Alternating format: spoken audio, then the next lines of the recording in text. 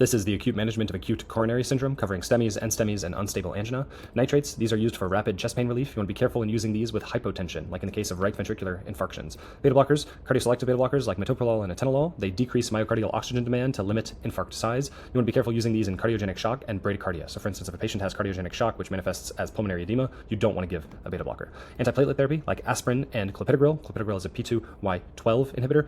You use these to reduce platelet activity, but sometimes you hold the clopidogrel in case the patient's going to go to CABG later. You don't want them to have too much antiplatelet therapy, but you typically always give aspirin when somebody's having a heart attack. Anticoagulation, unfractionated heparin, enoxaparin work for this. These limit thrombus expansion. Statin therapies, high potency statins like atorvastatin and rosuvastatin, stabilize the atherosclerotic plaque, and these patients will oftentimes be on statins for the rest of their lives after having a STEMI or an NSTEMI.